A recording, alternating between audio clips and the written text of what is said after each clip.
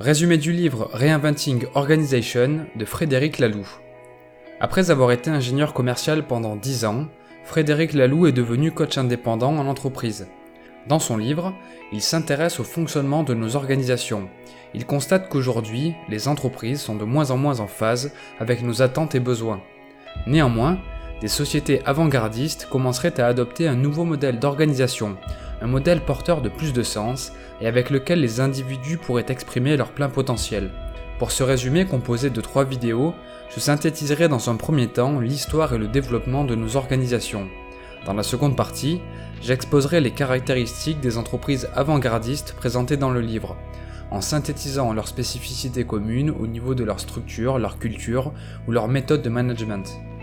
Enfin, j'essaierai de reprendre les conseils pratiques que donne l'auteur pour appliquer les principes sur lesquels s'appuient ces entreprises. C'est parti!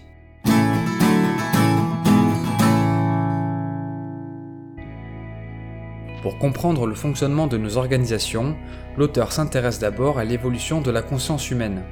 Il y aurait 7 stades de développement. Par ordre chronologique, il y a d'abord le stade réactif ou paradigme infrarouge. Il correspond au stade où nous étions des chasseurs-cueilleurs. Nous avions alors un comportement proche de celui des animaux. Vient ensuite le stade magique, le paradigme magenta. Il s'agit du moment où nous nous regroupons en petits groupes et tribus. Nous commençons à développer notre capacité à gérer la complexité, assurer notre sécurité, s'approvisionner efficacement en nourriture, etc. Le stade de développement suivant est le stade impulsif, le paradigme rouge. Il correspond à l'étape où l'homme a entièrement développé son ego, c'est-à-dire qu'il a pris conscience qu'il était un être pensant, unique, mortel, et qu'il en était de même pour les autres individus. Les hommes se regroupent alors autour de valeurs communes et forment les premières chefferies et proto-empires. Le 4e stade de développement est le stade conformiste ou paradigme ambre. À ce stade, nous commençons à planifier et entreprendre des projets sur plusieurs générations. Nous nous dotons de structures et d'organisations stables, aptes à se développer, où chacun a un rôle défini. Puis il y a le stade de la réussite, ou paradigme orange. Nous comprenons que le monde n'est pas fait de règles immuables, mais qu'il est un mécanisme complexe dont il est possible d'étudier et comprendre les rouages et les lois naturelles. Notre philosophie évolue et devient « plus on comprend comment fonctionne le monde, plus on peut réussir ». C'est l'âge de la raison et de la révolution. Enfin, le 6e stade est le stade pluraliste, le paradigme vert. Il correspond à la bascule vers une moralité universelle, c'est-à-dire que l'important n'est plus uniquement la réussite pour moi et mes proches, mais une réussite collective. Nos organisations se calquent sur les caractéristiques de chacun de ces paradigmes. Par exemple, le fonctionnement des mafias, des gangs de rue ou des milices tribales s'appuie clairement sur la philosophie du paradigme rouge. Les hommes se regroupent autour de valeurs communes et forment des chefferies. Les organisations du stade rouge peuvent être symbolisées par une meute de loups. Le chef exerce son pouvoir pour garder ses troupes dans le rang. La peur, l'autorité et la division du travail sont le ciment de ces organisations. En parallèle, les organisations militaires, les organismes gouvernementaux, l'Église catholique ou les écoles publiques correspondent au modèle ambre. Ces organisations se caractérisent par des structures stables, capables de perdurer dans le temps, où chacun a son rôle. Les tâches sont définies au sein d'une pyramide hiérarchique. L'image qui s'en rapproche le plus est celle d'une armée. L'autorité et le contrôle sont des éléments clés de ce genre d'organisation. Les rôles officiels et les processus en sont les caractéristiques. Encore en parallèle, les groupes multinationaux opèrent selon le paradigme de la réussite.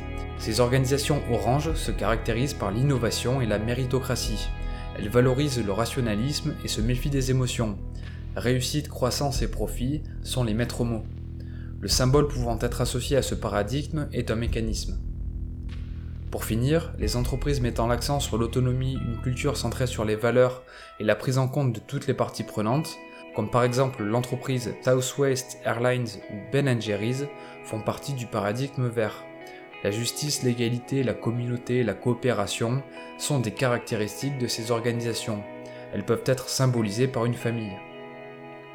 Frédéric Laloux constate qu'il n'y a jamais eu autant d'organisations opérant au sein d'autant de paradigmes différents en même temps. En effet, les organisations du stade impulsif rouge existent toujours mais à la limite de la légalité, le conformisme ambre est encore fortement présent dans les organismes très hiérarchisés, Le paradigme de la réussite orange est clairement le paradigme dominant des entreprises actuelles, et enfin le pluralisme vert commence à émerger. L'auteur explique aussi que les changements de paradigme surviennent lorsque notre vision du monde ne permet pas d'apporter de réponse à un défi vital. La situation actuelle est un excellent exemple. Le paradigme orange, le paradigme dominant, induit malheureusement l'innovation folle et la société de consommation. Nous cherchons la croissance et le profit. Cette philosophie et ce mode de vie engendrent une crise environnementale et une accentuation des inégalités sociales entre les individus. Pour faire face à ces problématiques, nous voulons des organisations plus justes, plus équitables, plus respectueuses de l'environnement et tournées vers une moralité universelle. Ainsi, nous délaissons progressivement le paradigme orange et nous adoptons la philosophie pluraliste verte. À ce propos, l'auteur ne considère pas le paradigme vert comme la finalité. Selon lui, nous serions aux prémices d'un 7e stade de développement, le paradigme évolutif opale. Pour Frédéric Laloux, ce paradigme correspond à l'accomplissement de soi, le dernier échelon de la pyramide de Maslow, voire même au niveau supérieur, celui de la transcendance de soi. Grosso modo, il s'agit de notre motivation à faire avancer une cause qui nous dépasse. Ce paradigme opale possède des caractéristiques propres, comme le fait de maîtriser les peurs de l'ego en acceptant l'imprévu, l'échec et l'imperfection, chercher à bien vivre, rester fidèle à ses valeurs, accepter l'adversité car elle est source de connaissance et de croissance, faire preuve de sagesse, dépasser l'opposition entre jugement et tolérance, vivre en harmonie avec la nature et rechercher l'authenticité. Les organisations opales commenceraient tout juste à émerger. Dans son livre, l'auteur propose une étude de plusieurs de ces entreprises avant-gardistes. Il décrit entre autres leur structure, leur mode de fonctionnement et leur culture. Dans la prochaine vidéo, j'essaierai de synthétiser leurs caractéristiques communes. Enfin, je présenterai des conseils pratiques pour mettre en application les principes du stade évolutif opale dans la dernière vidéo. C'était Mr. Fanjo, à très vite.